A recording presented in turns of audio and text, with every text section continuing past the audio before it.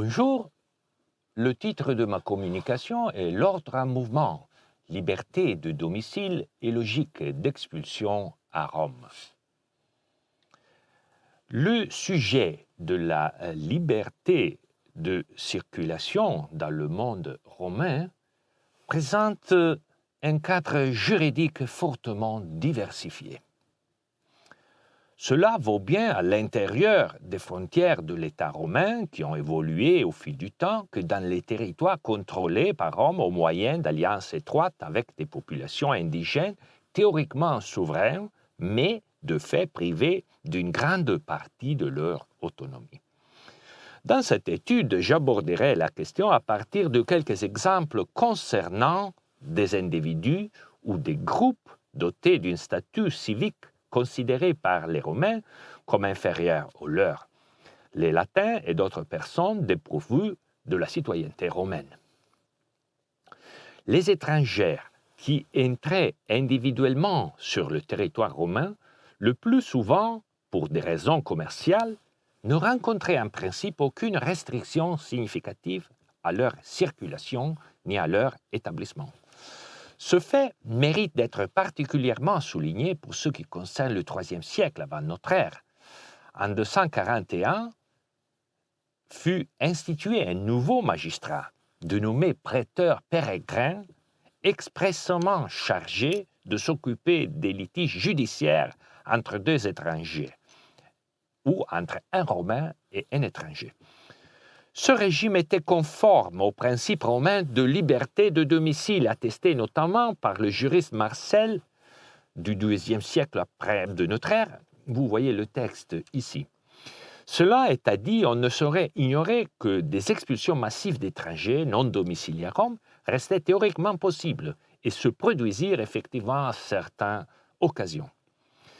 Comme en témoigne Cicéron dans son plaidoyer Pro Sestio, vous voyez ici le texte sur la diapo. Les Alliés et les Latins n'ont jamais enduré rien de plus amer que d'être contraints, ce qui arrivait très rarement, de quitter la ville sur ordre de consul.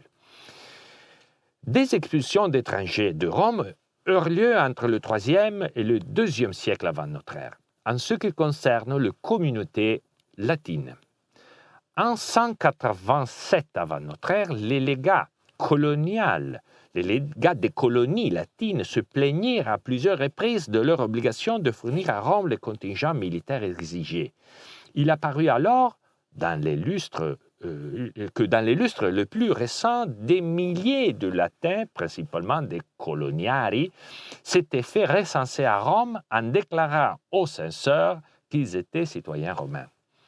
Le Sénat, constatant la nullité du recensement de tous ces Latins et considérant la valeur purement déclarative du recensement romain, chargea un prêteur de publier un édit pour expulser tous les Latins qui avaient été recensés dans les villes latines depuis l'an 204 et qui, en 188, s'étaient déclarés romains à Rome.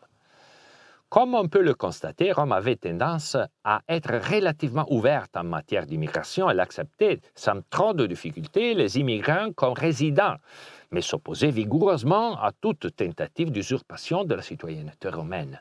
Le Sénat s'est toujours arrogé le pouvoir de délibérer à tout moment et sans avoir à le justifier politiquement l'expulsion de tous les étrangers non résidents.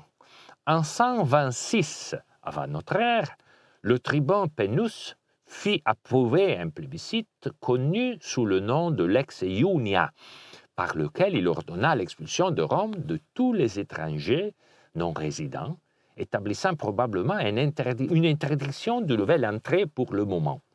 Les raisons de l'approbation du plébiscite ne sont pas connues, mais il est probable que l'on craignait des arrivées incontrôlées et, par conséquent, de troubles de la part des Italiques qui faisaient pression pour l'approbation d'une loi leur accordant la citoyenneté romaine, car ils aspiraient à l'attribution de terres. Il y a eu des cas similes dans les années 122 et 65 avant notre ère. En l'an 49 de notre ère, l'empereur Claude décréta l'expulsion des Juifs de Rome.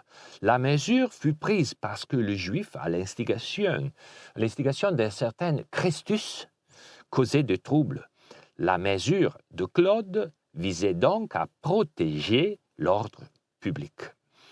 Au-delà des expulsions de pérégrins de l'État romain, je voudrais enfin évoquer les déportations de peuples entiers d'un territoire à un autre, tous deux hors des frontières de l'État, mais en fait contrôlés par Rome.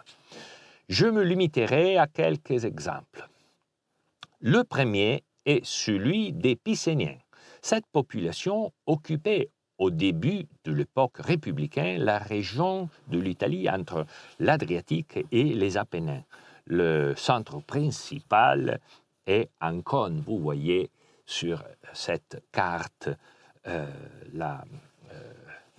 où se trouve cette région.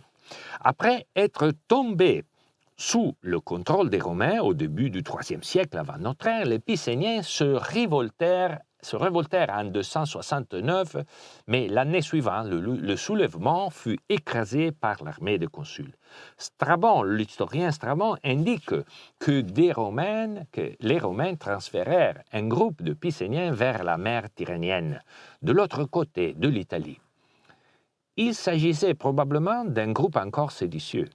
Les déportés reçurent des terres à cultiver dans la région d'Aquile, où ils s'intégrèrent définitivement. La déportation des Ligures à Poigny constitue l'un des épisodes les mieux documentés de déplacements forcés de population par les Romains sous la République. L'événement se déroula en 180 avant notre ère. Les Ligures à Poigny occupaient une région montagneuse située dans l'actuelle Ligurie orientale. Depuis plusieurs décennies, ils s'opposaient par les armes à l'expansion romaine, recourant fréquemment à la guérilla. Tite-Live rapporte qu'en 180, environ 47 000 personnes furent déplacées par voie maritime. Les régions de destination étaient le Samnium et l'Irpinie, dans le sud d'Italie. Vous voyez ici la région en détail, où deux nouveaux centres furent établis, appelés Ligures Bebiani dans le nord et Ligures Corneliani dans le sud. Sous le principat de Tibère, en l'an 19 de notre ère, encore de déportations de Juifs furent enregistrées pour des raisons religieuses. En conclusion, l'analyse menée me semble démontrer le traitement ambivalent que Rome réservait aux étrangers. À titre individuel, leur établissement sur le territoire romain pouvait être accepté et dans ce cas organisé par la mise en place de règles juridiques et procédurales appropriées. Cependant, cette ouverture coexistait avec des pratiques de rejet et d'expulsion, souvent motivées par des exigences d'ordre public, de sécurité ou de contrôle social. Et je vous remercie de votre attention.